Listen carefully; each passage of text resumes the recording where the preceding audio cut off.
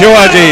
अरे उद्धव साहब तुम आगे बढ़ो, हम तुम्हारे साथ हैं। अरे अनुराधा तुम आगे बढ़ो, हम तुम्हारे साथ हैं। जय भवानी।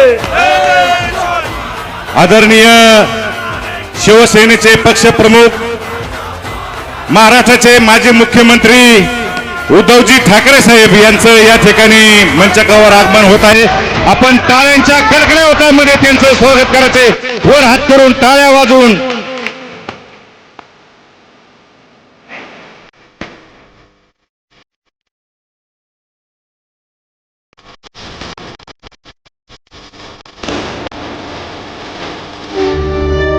महाराष्ट्राचं सुसंस्कृत व्यक्तिमत्वा, अरे करोना काळात ज्यांनी महाराष्ट्राची सेवा केली आणि जगभरात महाराष्ट्राचं नाव झालं, महाराष्ट्राचे माजी मुख्यमंत्री शिवसेना आमचे पक्षप्रमुख, आपल्या तमाम महाराष्ट्राचे दैवत उद्धवसाहेब ठाकरे यांचा हार्दिक स्वागत करण्याच्या मित्रा। महाराष्ट्राचे कुटुंब प्रमुख आदरणीय श्रीमान उद्धव बाळासाहेब ठाकरे यांचा विजय असो। महाराष्ट्राचे कुटुंब प्रमुख माननीय उद्धव साहेबांचा विजय असो। अरे जय भवानी, जय शिवाजी। अरे शिवसेना महाविकास आघाडीचा विजय असो। पवार साहेबांचा विजय असो। विजय असो।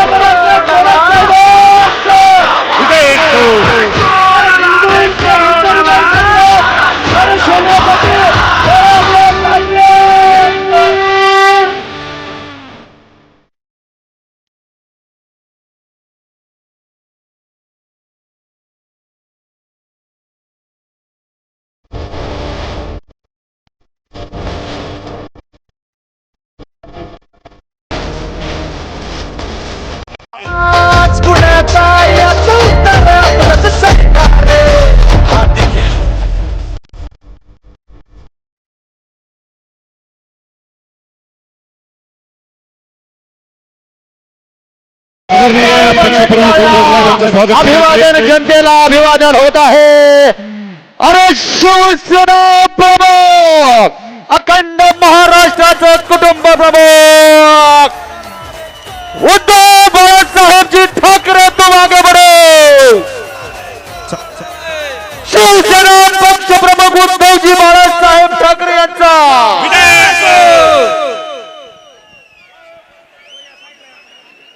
पक्षप्रमुख आदरणीय उद्धव साहेबांचं मंचकावर स्वागत झालेलं आहे। अभिवादन करा तमाम सर्व महिला भगिनीने।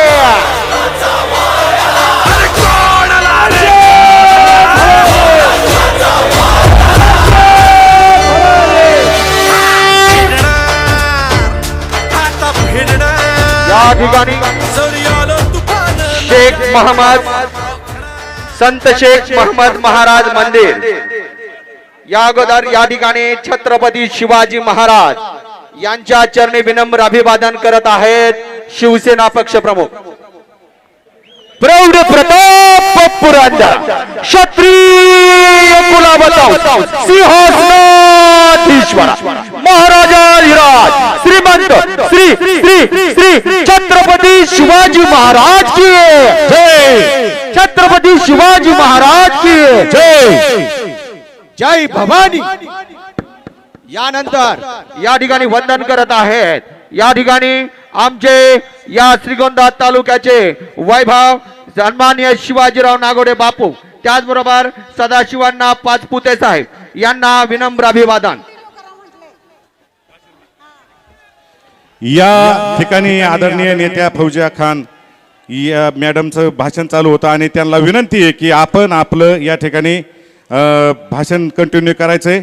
उद्धव साहेबांचा स्वागत झालेलं आहे, या ठिकाणी प्रतिमेचं पूजन संपन्न झालेलं आहे आणि आदरणीय नेत्या फौजिया खान आपलं मनोगत या ठिकाणी व्यक्त करणार। तत्पूर्वी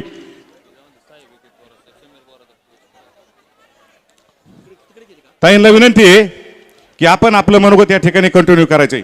यानंतर या ठिकाणी 16व्या शतकातील संत परंपरेतील संत शेख या ठिकाणी मोहम्मद महाराजांच्या चरणी अर्पण करत आहेत फूल आणि त्यानंतर सन्माननीय राज्यसभा खासदार फौजिया खान।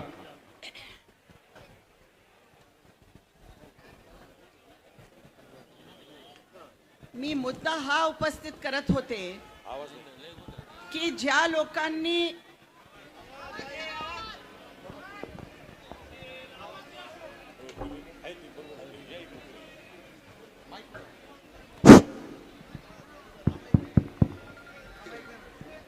तर या सगळ्या लोकांना आता देशाची आठवण येत आहे, ते देशभक्त झालेले आहे, स्वतःलाच देशभक्त म्हणतात. दुसरे लोक देशभक्त नाहीये, फक्त त्यांनी ठेका घेतलेला आहे देशभक्तीचा. हे लोक अशा कशासाठी करतात? तर फक्त आणि फक्त सत्तेसाठी, फक्त आणि फक्त कुर्सीसाठी. ये सब कुर्सी के लिए है, कुर्सी के लिए कुछ भी करने के लिए ये तैयार है. कुर्सी के लिए कुछ भी, सत्ता के लिए कुछ भी. पण लक्षात ठेवा, यांचे शब्द यांच्या विचारापासून खूप खूप खूप लांब आहे. यांच्या बोलण्यात, यांच्या विचारात, यांच्या धोरणात, यांच्या आचरणात, यांच्या नियतीमध्ये कुठलाही तालमेल नाही. हे दुटप्पीच नाही, ती टप्पी चौटप्पी आहे असं मला सांगता येईल. यांच्यावर विश्वास करणं म्हणजे निव्वळ मूर्खता आहे. आणि म्हणून मी सांगितलं की कागज के फूलों से कभी खुशबू नहीं आती. हे जे जातीपातीचा राजकारण करत आहे, हे जे विषारी भाषण करत आहे, हे कशासाठी? लक्षात ठेवा, हे याच्यासाठी की सरकार म्हणून जे अपयशी ठरलेले आहे हे त्यांना लपवायचं आहे. तुमच्या लक्ष दुसरीकडे वेधायचं आहे, म्हणून जातीपातीची भाषा करतात. कारण सरकार म्हणून तुमच्यासाठी जे सुविधा निर्माण केली पाहिजे होती ते करू शकले नाही. काय होते त्यांचे घोषणा? काय होत्या घोषणा? बहुत हुई महंगाई की मार, अब की बार मोदी सरकार. काय झाला त्या घोषणेचा? काय झाला महंगाईचा? आता विचारण्याची वेळ आलेली आहे. तेल आम्ही 40 रुपये किलो करू अशी घोषणा होती. काय झाला त्या घोषणेचा? 2 कोटी नोकऱ्या दरवर्षी देऊ. काय झाला त्या घोषणेचा? शेतकरीची आय दुप्पट करू असा वादा होता. काय झाला त्या वाद्याचा? उलट महाराष्ट्राला, जे 1 नंबरचा महाराष्ट्र होता स्थापनेपासून, महाराष्ट्र 11व्या नंबरवर करण्याचा उपक्रम त्यांनी केलेला आहे. आर्थिक क्षेत्रामध्ये, कृषी क्षेत्रामध्ये, आरोग्य क्षेत्रामध्ये, शिक्षणाच्या क्षेत्रामध्ये, सगळ्याच क्षेत्रामध्ये महाराष्ट्र खालवलेला आहे. हे शर्मेची बाब आहे. आई भगिनींनो, माझ्याकडे एक मावशी आल्या होत्या. आम्ही लोकप्रतिनिधी आहे. थांबायचं का?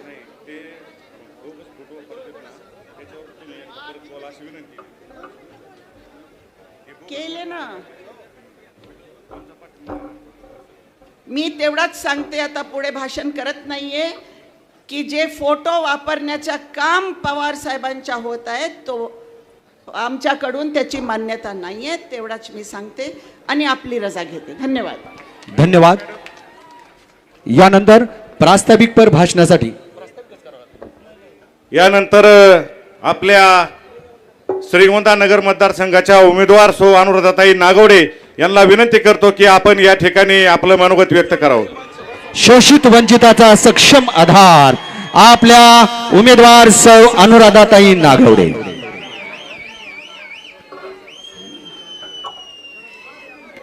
आज आपल्या भव्य प्रचार सभेसाठी उपस्थित असणारे शिवसेना प्रमुख व महाराष्ट्राचे माजी मुख्यमंत्री आदरणीय उद्धवसाहेब ठाकरे. दोन मिनिट थांबा, कारण मलाच 1 मिनिट बोलायचे, साहेबांना जायचे. सगळ्यांनी शांत ऐका.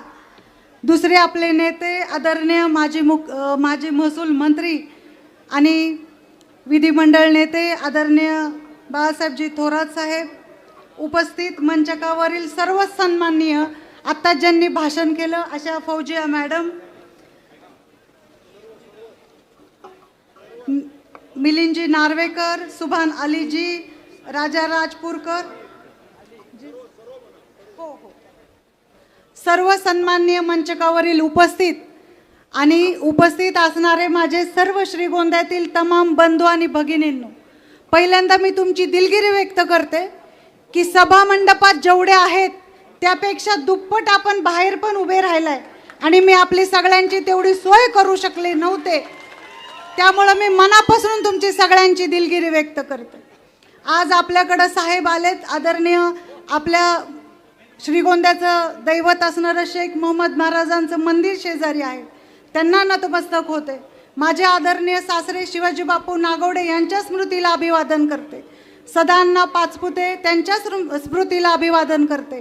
आणि आपण इथे सगळेजण जमलात, त्यामध्ये आदरणीय आमचे सर्व पत्रकार, सगळे मीडियावाले, TV चॅनलवाले, आपण सर्व सन्माननीय या ठिकाणी आहात. आदरणीय उद्धव साहेब असतील, आदरणीय थोरात साहेब असतील, आदरणीय पवार साहेब असतील, यांनी माझ्यावर श्रीगोंद्यातल्या जनतेवर विश्वास ठेवून आपल्याला महाविकास आघाडीची उमेदवारी दिली आणि उद्धव बाळासाहेब ठाकरे यांनी आम्हाला इथं येऊन उपकृत केलं. त्यामुळं आपल्या सगळ्यांच्या वतीने त्यांचे आदरणीय थोरात साहेबांचे मनापासून आभार मानते. आदरणीय साहेब, महाराष्ट्रामध्ये वेगवेगळं राजकारण होत आहे, आपणही सगळे पाहताय. श्रीगोंद्यात पण काय वेगळं होत नाहीये. आपल्याला काही श्रीगोंद्यातले मला सविस्तर भाषण करायचं होतं, तुम्ही सगळे माझं नेहमी भाषण ऐकता, पण आज आपल्याला या दोन मोठ्या नेत्यांचं भाषण ऐकायचं.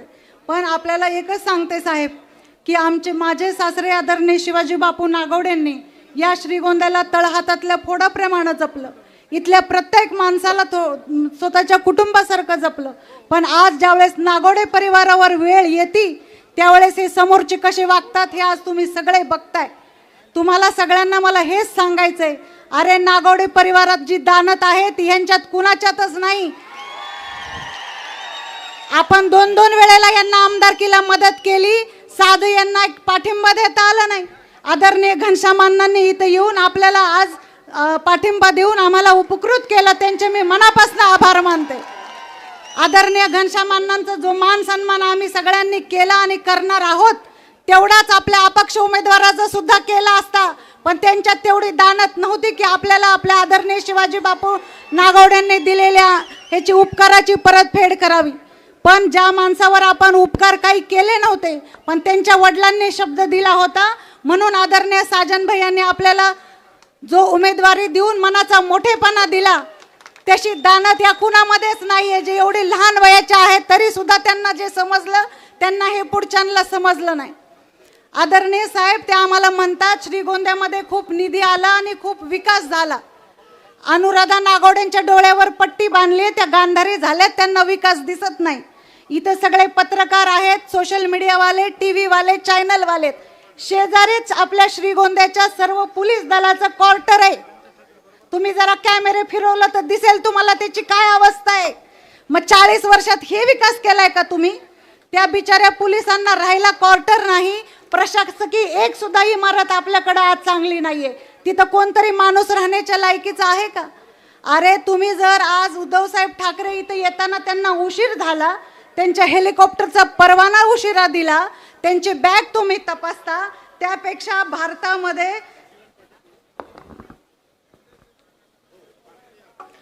पुलगामा हल्ला झाला, त्यामध्ये जर तिथल्या अतिरेक्यांच्या जर तुम्ही नीट तपासणी केली असती तर 40 महिला आपल्या विधवा होण्याच्या राहिल्या असत्या.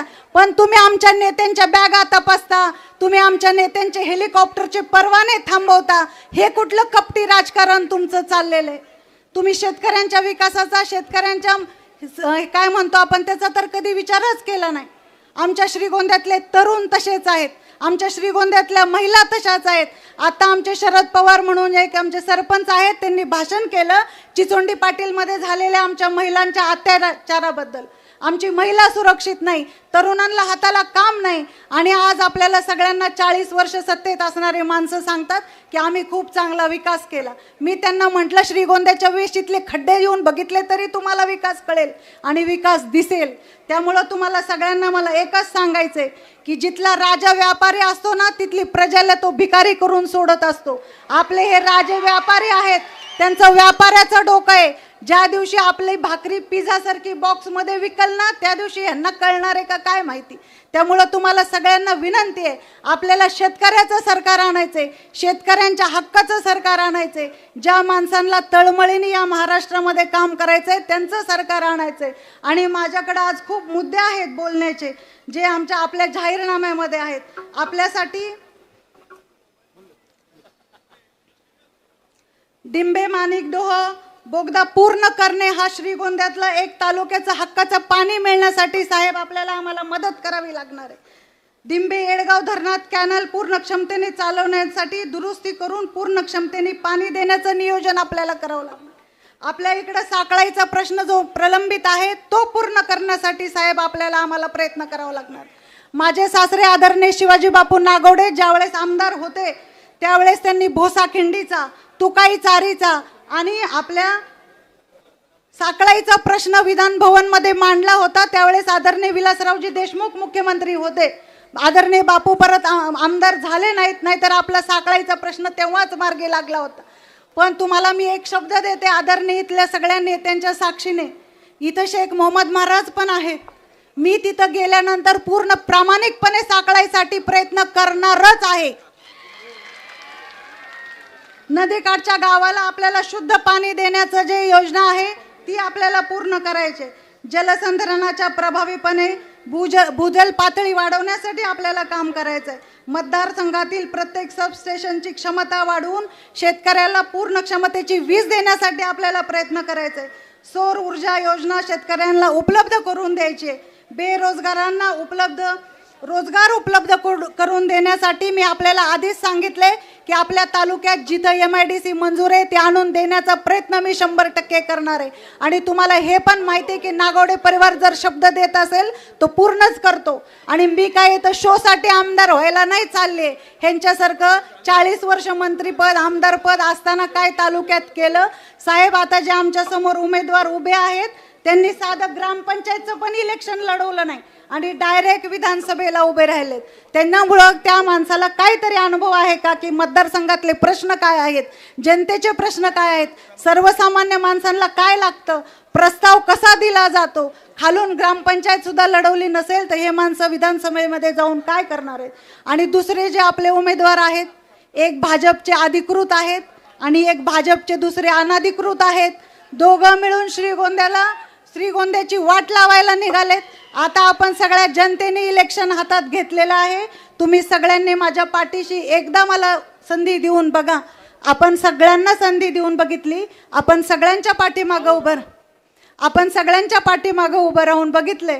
एकदा सगळ्यांना आशीर्वाद देऊन बघितलाय. एकदा आदरणीय बापूंच्या आठवणी जागृत करून बापूंला श्रद्धांजली म्हणून नागवडे परिवारातला आमदार आपण करावा ही विनंती करते. 20 तारखेला मतदान आहे. माझं चिन्ह मशाल आहे. योगायोगाने 1 नंबर आहे. 1 नंबरचं बटन दाबावं. मी कधी आपल्या सेवेला कमी पडणार नाही. राहिलेले 5-6 दिवस तुम्ही मला द्या. पुढचे 5 वर्ष मी तुमच्या सेवेसाठी अविरत राहील. आपण सर्वजण आलात आणि आदरणीय हे सगळे मोठे नेते आपल्याकडे आले. उद्धव साहेब असतील, थोरात साहेब असतील. आदरणीय थोरात साहेबांनी बापूंच्या जाण्यानंतर नागवडे परिवारावर एक वडिलांसारखं छत्र धरलं. आम्ही किती चुकलो असलो तरी साहेबांनी मनात कधी आडी धरली नाही. साहेब मी जाहीर आपली माफी मागते. आणि आपण इथं आलात, आम्हाला दोघांनी उपकृत केलं त्याबद्दल मनापासून आभार मानते आणि थांबते. धन्यवाद. जय हिंद, जय महाराष्ट्र. धन्यवाद. यानंतर अतिथी देवो भव या उक्तीप्रमाणे आम्ही सत्कार घेतो. यानंतर महाराष्ट्र राज्याचे माजी महसूल मंत्री काँग्रेस विधिमंडळ नेते सन्माननीय बाळासाहेबजी थोरात, महाविकास आघाडीचे अधिकृत उमेदवार सभापती अनुराधाताई नागवडे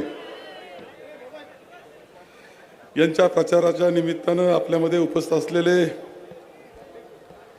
शिवसेनेचे नेते, खऱ्या शिवसेनेचे नेते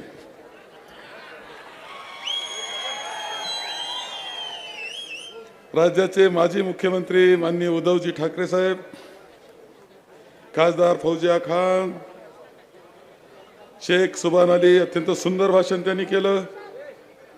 घनश्यामजी शेलार, साजनजी पाचपुते, राजेंद्रजी नागवडे, तिन्ही पक्षांचे आणि मित्र पक्षांचे सर्व पदाधिकारी, कार्यकर्ते, सर्व बंधू आणि भगिनी, आपण आज अनुराधाताईच्या प्रचाराच्या निमित्तानं सर्वजण एकत्र आलेलो आहोत. आवाजाचा प्रश्न आहे, घसा बसलाय.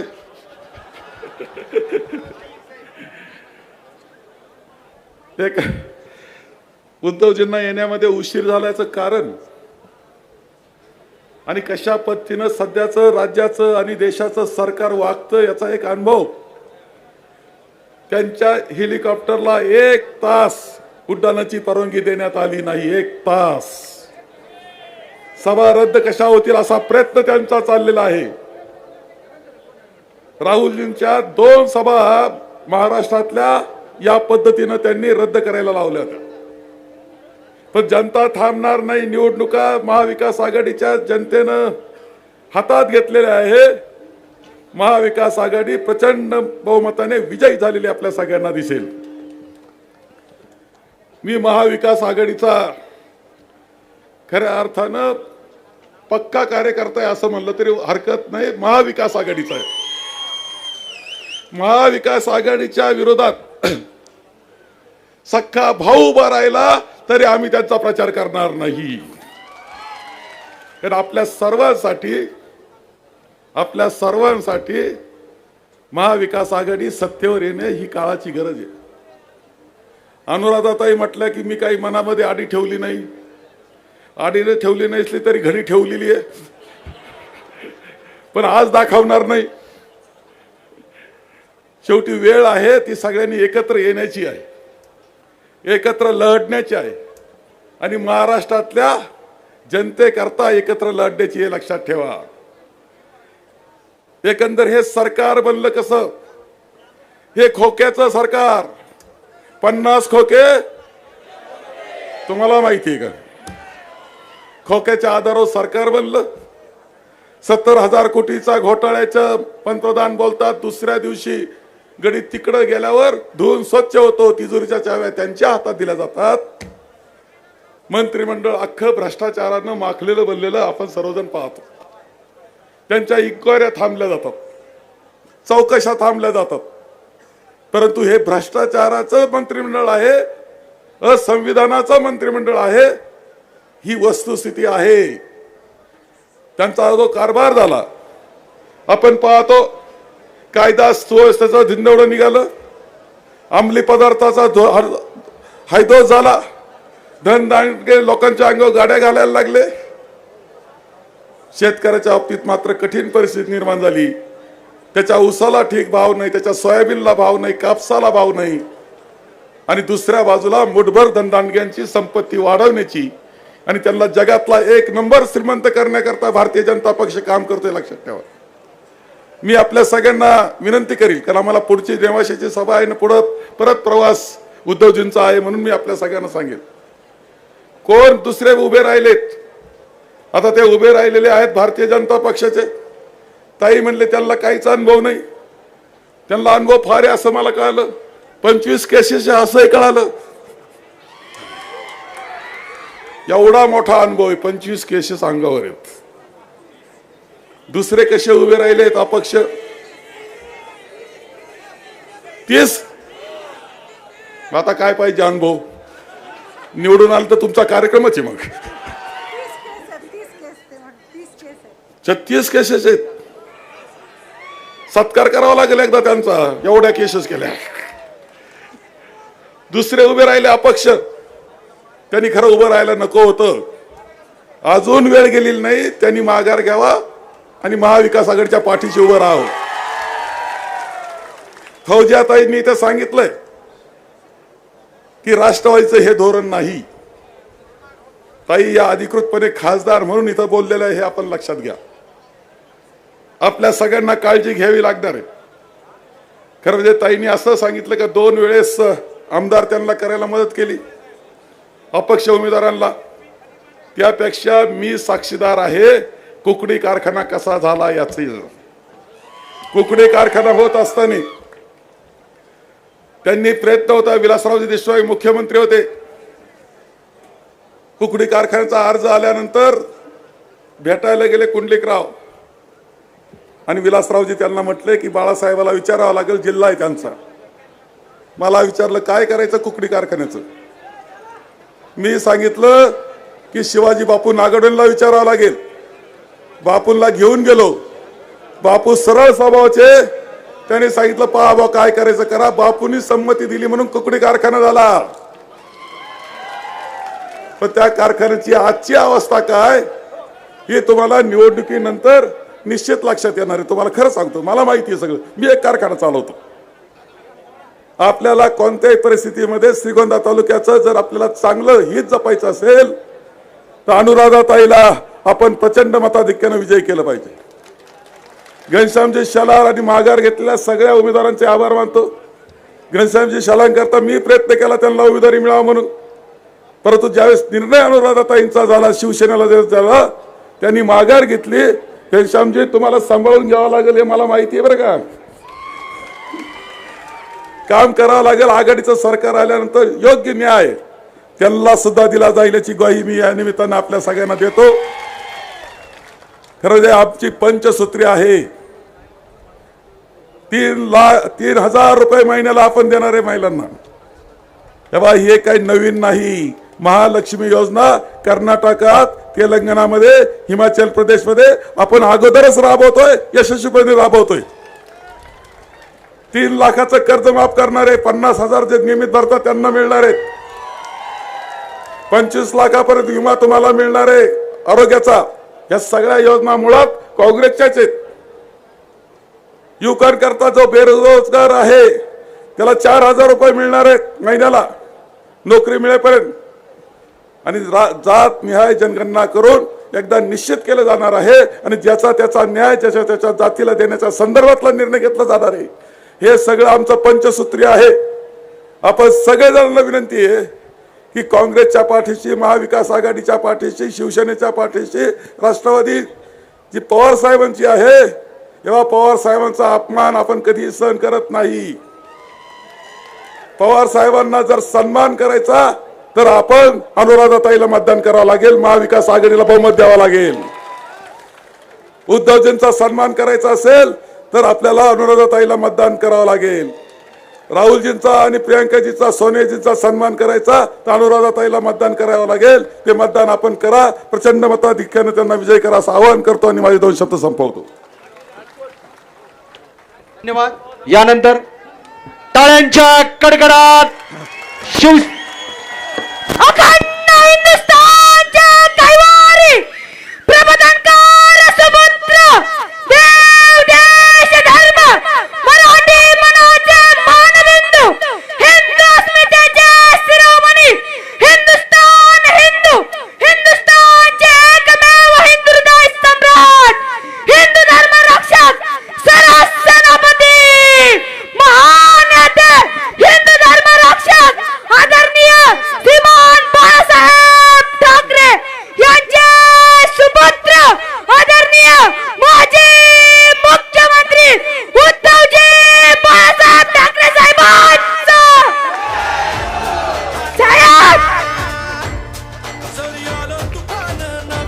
या ठिकाणी नगर शहर मधून, शिंदे गटामधून या ठिकाणी दिलीपजी सातपुते साहेब या ठिकाणी शिवसेनेमध्ये प्रवेश करत आहेत. त्यांचं मी स्वागत करतो. अरे बघा, छोट्या मुलाचा सुद्धा सन्मान केलाय आपल्या नेत्यांनी. जमलेल्या माझ्या, अरे आवाज आहे की नाही? आवाज येतोय? हा दिल्लीपर्यंत गेला पाहिजे. जमलेल्या माझ्या तमाम महाराष्ट्रप्रेमी बांधवांनो, भगिनींनो आणि मातांनो,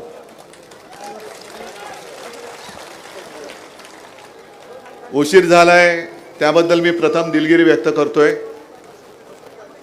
आणि एका गोष्टीचा मी तर म्हणेन की ही एक वेगळ्या प्रकारची टेस्ट आहे सगळ्यांची. कारण तिकडे सत्ताधाऱ्यांच्या सभा सुरू आहेत, जेवण बिवण मस्त बिर्याणी वगैरे सगळा काही इंतजाम आहे. तरी लोक येतात, जेवतात आणि भाषण ऐकतात, निघून जातात. पण इकडे तुम्ही माझ्याकडे काही नसताना वेळ झाला तरी सुद्धा थांबलात. याला म्हणतात प्रेम. आणि अनुराधाताई, तुम्ही काळजी करूच नका, ह्या सगळ्यांनी ठरवूनच टाकलेलं आहे. पण विशेष म्हणजे आपले घनश्यामजी आणि आपला साजन कुठे इकडे, आणि घनश्यामजी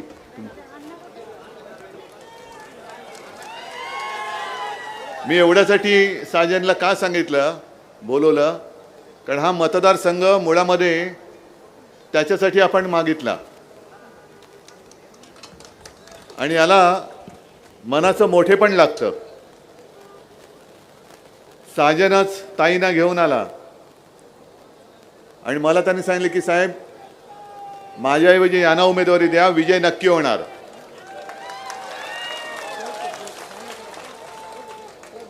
आमदारकी पाहिजे, पण ती आपल्याकडे पाहिजे, मलाच पाहिजे असं नाहीये. आणि म्हणून साजन, जर आता साजन वयाने लहान आहे म्हणून अरे तुरे बोलतो बाबा, म्हणून साजन खास धन्यवाद देतोय. आणि तुमच्या दोघांनाही, कुठे गेले घनश्यामजी पण आणि थोरात साहेबांना पुढे सोडायला गेले. आता वारं आपला आहे, आपण जिंकणार नक्कीच. पण जिंकल्यानंतर तुम्हाला वाऱ्यावर सोडणार नाही, ही ग्वाही मी तुम्हाला सगळ्यांच्या साक्षीने देतोय. ठीक आहे. निवडणूक आता एक 4-5 दिवसावरती आलेली आहे आणि ही सगळी जी काय मध्ये मध्ये नाटकं आहेत, म्हणजे मला असं वाटतं की माझी बॅग ही ऑटो चेकिंगवरती टाकलेली आहे. उद्धव ठाकरे दिसली का बॅग चेक कर. पण मी पहिला व्हिडिओ एक टाकला, आज पण घेतलेला आहे. मला पण बरं वाटतं, थोडी माझी हौस भागायला मिळते की फोटोग्राफी जी आता करू शकत नाही ती फोटोग्राफी मी परत करू शकतोय. पण एक गोष्ट तुमच्या लक्षात आली असेल की माझी बॅग तपासल्याचा व्हिडिओ संपूर्ण देशभर गेल्यानंतर बाकीच्यांच्या भाषणाला ज्यांना प्रसिद्धी मिळत नाही ते सुद्धा करायला लागले, अहो माझं तपासा, माझं तपासा, माझं तपासा. म्हणजे माझं तपासा म्हणजे काय की माझं तपासलं म्हणजे बॅगडं काय असेल ते का मी पण टी व्हीवर दिसेन, म्हणून त्या बॅगा चेक करून घेत आहेत. पण एक मुद्दा म्हणून तुम्हाला सांगतो, निवडणूक आयोगाला सुद्धा एक सूचना पत्र जारी करावं लागलं. आजपर्यंत असं कधी केलं नव्हतं. माझं सामान तपासायला काहीच हरकत नाहीच आहे. माझ्याकडे मी पैसे देऊन जर का माणसं आणायची असती ना, तर ही माझी रक्तमासाची जीवाला जीव देणारी माणसं ही पैसे न देता, पैसे न घेता इकडे आलीच नसती. आणि मग त्यांनी आज एक सूचनापत्र जाहीर केले, त्याच्यामध्ये एक पंतप्रधान वगळले तर बाकी सगळ्यांना हे कायदे लागू आहेत. माझा आक्षेप इकडेच आहे. माझं म्हणणं, पंतप्रधानांची बॅग सुद्धा जर ते प्रचाराला येत असतील तर तपासली गेलीच पाहिजे. ह्याला म्हणतात लोकशाही.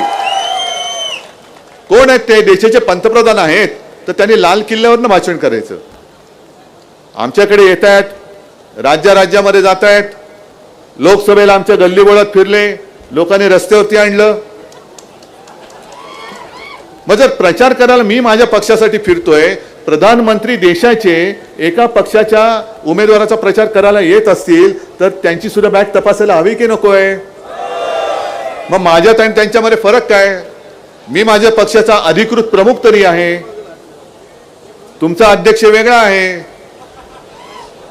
तुमचा तो अध्यक्ष नड्डा, आता त्यांची बॅग तपासताना फोटो येईल, कारण त्यांना पहिल्यांदा जी काय माझ्या बॅग तपासणीचा व्हिडिओ आला, सगळं वातावरण उलटं झालं त्यांचं, आणि आता ते पण उलटे होणार आहेत. तर ही सगळी दडपशाही चाललेली आहे. त्या दडपशाहीच्या विरोधात आपण उभे राहिलेलो आहोत. मी खास धन्यवाद देईन थोरात साहेबांना, फौजिया खान पण येऊन गेल्या, त्यांना पण धन्यवाद देईन. पण आता तुम्हाला कळेल आपलं कोण आणि आपल्यात घुसलेले शकुनी मामा कोण.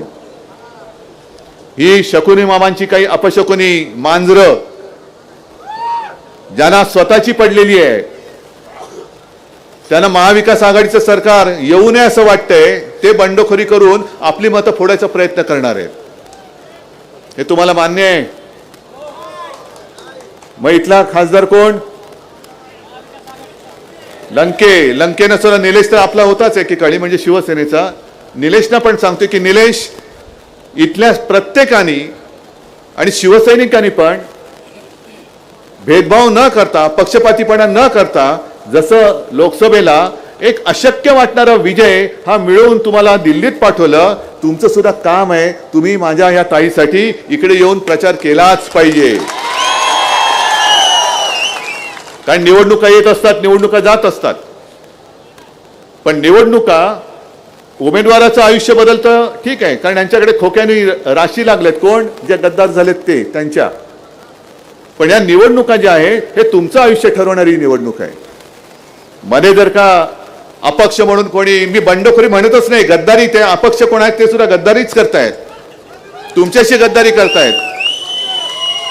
आज आपण स्वाभिमानाने आपला महाराष्ट्र उभा करायला निघालेलो आहोत आणि त्याला तुम्ही अपशकुन करता आहात. अरे कुठे फेडाले पाप? आज इथे माझ्या माता भगिनी आलेले आहेत, अनेक शेतकरी दादा आलेले आहेत. प्रश्न तसेच आहेत. जर तुम्ही गद्दारी केली आणि दुर्दैवाने येणार नाही, स्थायी प्रचंड मताधिक्याने तुम्ही विजयी होणारच आहात, पण आपल्याला अडथळे आणण्याचं काम जर हे करत असतील तर मग मात्र ही गद्दारी तुमच्याशी होते.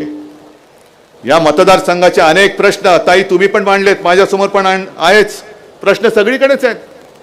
हे आहे ना माझ्यासमोर, डिंबे धरण ते माणिकडोह बोगदा हा पूर्ण करून कुकडीचे पाणी तालुक्याला देणार, हवंय की नको? बरोबर आहे. दुसरं साखळी योजना तुम्हाला करून हवी की नको? मग आपली जर का मतं फुटली आणि भलताच कोणतरी, मी आजपर्यंत ज्यांनी काही केलेलं नाही अशीच माणसं परत निवडून आली, तर हा बोगदा तुमच्या आयुष्याला पडणार आहे. तुमच्या आयुष्यामध्ये मोठं एक भगदाड पडणार आहे. आणि ते पडू नये असं वाटत असेल तर आपलं मतांचं धरण भक्कम करा. असा बाण घाला की याच्या पुढे इकडे कोणी गद्दारीचा ग पण काढता कामा नये. कारण संकट मोठं आहे. उद्धव ठाकरे संपवायला सगळेच निघालेत. आणि मी अनेकदा सांगितलेलं आहे की मोदीजी, अमित शहाजी, तुम्ही माझ्या शेतकऱ्याच्या आयुष्याबद्दल बोला ना. अहो तुम्ही देशाच्या शत्रूंना संपवा ना. उद्धव ठाकरेला काय संपवत आहे? जर मी काही पाप केलं असेल तर ही जनता हीच मला संपवेल, तुम्ही कशाला पाहिजेत? पण जर मी पाप केलं नसेल आणि माझ्या मायबाप जनतेचा माझ्यावर विश्वास असेल तरी जनता माझ्यासोबत राहून तुम्हाला संपवेल, याचा विचार तुम्ही करा. देश वाऱ्यावरती पडलेला आहे. मी गेल्या 4-5 दिवस म्हणजे रोजच आता 3-3, 4-4, 5-5 सभा माझ्या आहेतच. साधारणतः मुद्दे तेच आहेत. पलीकडे गेल्यानंतर तिकडे सोयाबीनला भाव नाही, कापसाला भाव नाही. इकडे आल्यानंतर हा सहकार पट्टा आहे. इकडे कारखानदारी म्हणजे साखर कारखान्यांचे सगळे हे पट्टे आहेत. मग कारखान्याच्या बाबतीत सुद्धा आपला कारखाना किती वर्ष सुरू आहे आणि त्यांचा कारखाना किती वर्षात बंद पडला, ह्या तुम्हाला तुमच्या डोळ्यासमोर आहे ना. म्हणजे 60 वर्ष एक कुटुंब जो कारखाना चालू शकते यशस्वीपणाने, हे बाकी सत्तेत असूनही 15 वर्षात बोंब का झाली? कुठे गेले पैसे? पण त्याहीपेक्षा जास्त भयानक जे तुमच्यापर्यंत अजून आलेलं नसेल, आजपर्यंत सहकार हा विषय आणि सहकार हे खातं हे राज्यापुरतं मर्यादित होतं. पण हे जे सगळे वरती 2 ठग जे बसलेत, कोण? आता तुम्ही बोलताय, मी नाव घेतलेलं नाही, तुम्ही म्हणताय कोण? शहा, बरोबर ना? त्यांनी काय केले कल्पना आहे? गेल्या वर्षभरात केंद्रामध्ये वेगळं खातं तयार केलं सहकार, आणि ते स्वतःखाली ठेवले, स्वतःच्या बुडाखाली ठेवलेले. म्हणजे त्याचा अर्थ असा की मेहनत तुम्ही करणार, कष्ट तुम्ही सगळे करणार, कर्ज तुम्ही काढणार, कर्जबाजारी तुम्ही होणार, आणि तुमच्या साखरेला अमित शहाच्या मुंग्या लागणार आहेत. लागला ना? तुमचे कारखाने हे आजारी पाडणार आणि त्या कारखान्यांच्या गुळाला अमित शहाचा मुंगळा चिकटणार आहे. गुळाची ढेपेला मुंगळा चिकटतो ना रे, हो की नाही? नाही मला काय, मी माझा गुळ बाटलीमध्ये असतो, कारण आम्ही शहरी बाबू, आम्हाला काय चहामध्ये साखर किती.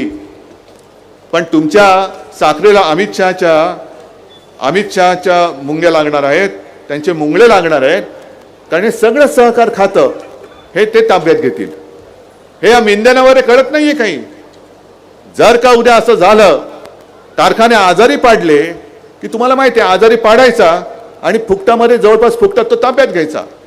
मग या पट्ट्यातले सगळे साखर कारखाने जशी मुंबई ते अदानीच्या घशात घालतायत तसे सगळे साखर कारखाने आणि सहकारी बँका या अदानीच्या घशात घातल्या तर जाणार कुठे तुम्ही. हा धोका आहे. हा धोका मला त्या जे अपक्ष म्हणून जे राहिलेत गद्दार त्यांना पण सांगायचे की हा विचार करा की आपण कुठे कोणाच्या हातामध्ये आपलं आयुष्य देतो आहोत. महाराष्ट्राचं आयुष्य हे जर का अमित शहा आणि मोदींच्या हातात जाणार असेल तर मला असं वाटतं शेतकऱ्यांप्रमाणे आपण सगळ्यांनी आत्महत्या केलेल्या बऱ्या. अरे काहीतरी स्वाभिमान अभिमान काय आहे की नाही आपल्याला. मी कालच कोकणामध्ये गेलो होतो, जिथे छत्रपती शिवाजी महाराजांचा पुतळा या भ्रष्टाचाराने उभारला होता. त्या सिंधुदुर्गात गेलो होतो, त्याच मतदारसंघात माझी सभा झाली. छत्रपती शिवाजी महाराज हा विषय केवळ सिंधुदुर्गापुरता मर्यादित नाही, आपल्या प्रत्येकाच्या हृदयामध्ये छत्रपती शिवाजी महाराज आहेत. मी तर असं म्हणेन की महाराष्ट्रामध्ये जो जन्माला येतो तो जन्मतः शिवप्रेम आपल्या धमन्यांमध्ये घेऊनच जन्माला येतो. आणि यांना असं वाटतंय की नुसता पुतळा उभारला म्हणजे महाराष्ट्राची जनता फसेल आणि आपल्याला मत देऊन मोकळं होईल. छत्रपती शिवाजी महाराजांचा आम्हाला अभिमान आहे. एवढे कर्म दरिद्री आहेत, जिथे जातात तिकडे खातात. सहकार खात्याची तर हे वाट लावणारच आहे. जर आज आहे ना आपण रोखलं नाही तर तुमचं सहकार क्षेत्र संपलं म्हणून समजा. मग उद्योग सगळे गुजरातला घेऊन जात आहेत. कॉन्ट्रॅक्टरसाठी भरपूर सगळी कंत्राट देऊन तुमचे पैसे सगळे त्यांच्या खिशात घालतायत. शिवाजी महाराजांचा पुतळा उभारण्यामध्ये सुद्धा पैसे खाणारी अवलाद, त्यांना आपण निवडून द्यायचं. मग कशाला शिवाजी महाराज की जय बोलायचं. महाराज बघत असतील वरून, अरे माझा पुतळा बांधताना ज्याने पैसे खाल्ले त्यांनाच जर का माझा महाराष्ट्र पुन्हा निवडून देणार असेल तर माझं आयुष्य काय वाया गेलं. माझं आयुष्य संकटाशी लढायचं कसं हे छत्रपती शिवाजी महाराजांनी आम्हाला शिकवलं. आणि अभिमानाने जे आम्ही सांगतो की छत्रपती शिवाजी महाराज जर का जन्माला आले नसते तर मोदींना सुद्धा दिल्लीचं तख्त आज दिसलंच नसतं. काय झालं असतं तुमचं काय कोणाला सांगता येत नाही. हे थोडी तरी काहीतरी लाज राखा, काहीतरी नीतिमत्ता चाड काहीच नाहीये, काही ठेवायचं नाहीये. आता सुद्धा महिला इकडे मोठ्या प्रमाणावर आहेत.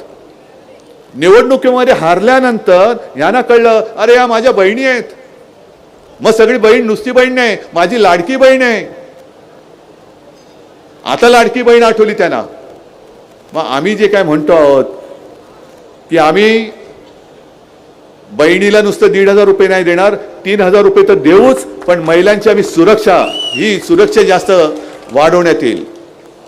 म्हणजे प्रत्येक ठिकाणी महिलांसाठी वेगळं पोलीस स्टेशन, जिथे पोलीस अधिकारी पण महिला असतील आणि पोलीस शिपाई कर्मचारी सुद्धा महिलाच असतील. रात्री अपरात्री कोणालाही कोणत्याही माझ्या मातेला भगिनीला पोलीस स्टेशनमध्ये जायची वेळ एक तर येऊ देणारच नाही. पण तशीच जर का वेळ आली तर त्या पोलीस स्टेशनमध्ये जायला महिलेला भीती वाटणार नाही. कारण बदलापूरमध्ये जे घडलं ठीक आहे, नंतर तुम्ही ते दाखवायचे सगळं बघितलं तुम्ही, एन्काउंटर. पण जेव्हा ही घटना घडली, अत्याचार झाला, त्या चिमुरड्या मुलीची आई आणि तिचे वडील कित्येक तास त्या पोलीस स्टेशनमध्ये बसले होते. पोलीस तक्रारच घ्यायला तयार नाहीत. कसलं तुम्हीच करताय लाडकी बहीण. आणि एवढे जे काय तुम्ही सगळे शो करतायत. एक तर मला सांगा, भाऊबीज आपल्याकडे पण होते ना रे, तुम्ही सगळे आहात ना भाऊ. मग तुम्ही सांगता का माझ्या बहिणीला किती दिले, जाहिरात करता कधी. अमुक यांनी आपल्या बहिणीला एवढे दिले, अमुक यांनी आपल्या बहिणीला एवढे पैसे दिले. एक तर आपलं घर चालवायचं कसं ही सगळ्या माझ्या भावांना आणि माझ्या बहिणींना चिंता पडलेली आहे. आणि त्याच्यामध्ये 300 कोटी 400 कोटी 500 कोटी टाकून माता भगिनींना आम्ही कसं मदत करतो आहोत. आणि यांची वृत्ती एवढी नीच आहे की कोल्हापूरला यांचा जो एक महाडिक आहे, ऐकलं नाव त्याचं? कोण महाडिक? मुन्ना महाडिक. त्यांनी काय सांगितलं की महाविकास आघाडीच्या सभेला ज्या महिला जातील त्यांचे फोटो काढा, कारण पैसे आपल्याकडून घ्यायचे आणि जायचं तिकडे, असं नाही चालणार. एक तर महिलांचा असा फोटो काढणं हा गुन्हा आहे. आणि त्या मुन्नाला सांगतो, इकडे माझ्या माता भगिनी आले, तुला मी फोटो पाठवतो, पण जर एकीच्या जरी केसाला हात लागला तर तुझा हात मी जागेवर ठेवणार नाही. हात जागेवर ठेवणार नाही. माझी उघड त्याला धमकी म्हणा, इशारा म्हणा, काय वाटेल ते. या माता भगिन्यांना तुम्ही काय तुमचे नोकर समजता? 1500 रुपये देऊन तुम्हाला काय त्या नोकर वाटले तुमच्या? कसली मस्ती ही? कुठून आली मस्ती? पण यांचे नेतेच असे आहेत तर हे काय नाही शेफारणार? लोकसभा निवडणुकीच्या वेळेला नरेंद्र मोदी त्या पलीकडे कर्नाटकात जाऊन जो महिलांवरती अत्याचार करणारा प्रज्वल रेवण्णा, त्याचे हात बळकट करा सांगतात का? महिलेवरती अत्याचार करायला त्याचे हात बळकट करा? काही करू शकला नाही, पळून गेला होता तो. पण मोदींच्या व्यासपीठावरती प्रज्वल रेवण्णा जिथे दिसतो तिकडेच महिलांनी ओळखावं की तुमचं भविष्य हे कोणाच्या हातामध्ये सुरक्षित आहे. ही सगळी यांची थेर, ही यांची थोतांड, ही आता एकदाच काय ते गाडून त्यांना मूठ माती द्यायची आता वेळ आलेली आहे. आपला वचननामा मी तर घेऊनच फिरतोय. मी मगाशी थोरात साहेबांना दाखवला की हे एवढं 4 पानाचं काय, एवढंच वचननामा आहे, त्याच्यामध्ये या 10 गोष्टी दिलेल्या आहेत आणि पाठीकडे हा QR कोड दिलेला आहे.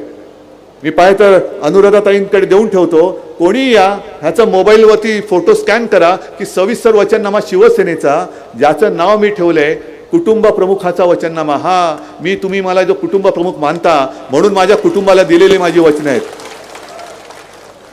आणि या वचनामधली काही वचनं ही आपल्या महाविकास आघाडीचीच आहेत, कारण आपण एकत्रच आहोत. पण मला असं वाटलं की तुम्ही जे मला कुटुंब प्रमुख मानता तेव्हा माझंही कर्तव्य आहे की मी काही गोष्टींची वचनं ही तुम्हाला दिली पाहिजेत. जसं मी एक तुम्हाला सांगितलेलं आहे की आपलं सरकार आल्यानंतर महाराष्ट्राच्या प्रत्येक जिल्ह्यात मी आपल्या छत्रपती शिवाजी महाराजांचं एक मंदिर बांधणार आहे. देवेंद्र फडणवीसांनी किती विरोध केला तरी सुद्धा मी नागपूरमध्ये सुद्धा बांधणार आणि सुरतमध्ये सुद्धा बांधणार. कारण देवेंद्र फडणवीसांचा देव मोदी असतील, आमचे देव ते नाहीत. आमचा देव ज्यांनी आम्हाला लढायला शिकवलं ते छत्रपती शिवाजी महाराज आहेत. जय शिवराय हा महाराष्ट्राचा जय घोष आहे. जय शिवराय. 5 जीवनावश्यक वस्तूंचे भाव शेतकऱ्याचं नुकसान होऊ न देता, 1 रुपयाचं नुकसान होऊ न देता आपण 5 वर्ष स्थिर ठेवून दाखवणार आहोत. मग त्याच्यामध्ये डाळ आली, तांदूळ आला, साखर आली, तेल आलं, सगळे जे 5 जीवनावश्यक वस्तूंचे घटक जे आहेत, जे रोज जेवणाला लागतात, त्याचे भाव आपण स्थिर ठेवणार. आणि जसं मुलीला मोफत शिक्षण आहे तसंच माझ्या महाराष्ट्रामधल्या प्रत्येक मुलाला आपण मोफत शिक्षण सुद्धा देणार आहोत. बाकी आता काय बोलला दादा तू मध्ये? नाही ऐक नीट ऐकायला नाही आलं. कांद्याचा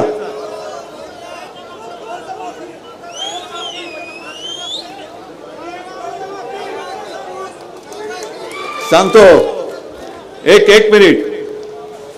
आता असं समजा की अमित शहा तुमच्या समोर आहेत, म्हणजे मला नाही समजायचं, असं समजा. आणि तुम्ही काय मागताय? कशाला भाव?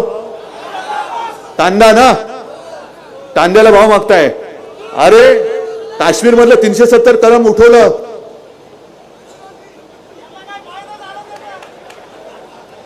कापसाला भाव पाहिजे. अरे काश्मीर मधलं 370 कलम उठवलं ना, कशाला भाव पाहिजे? तुम्ही नुसतं सांगा. सोयाबीनला पाहिजे.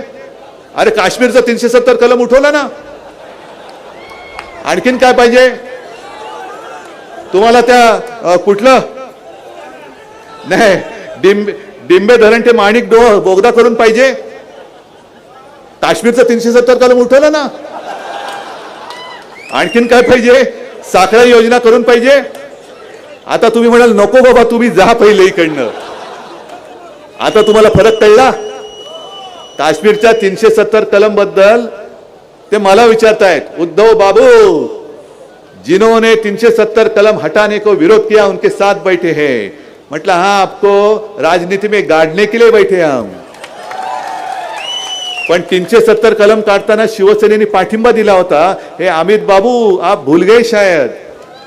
आणि आत्ताची जी निवडणूक आहे ही आमच्या या शेतकऱ्याच्या आणि माता भगिनींच्या आयुष्याची निवडणूक आहे.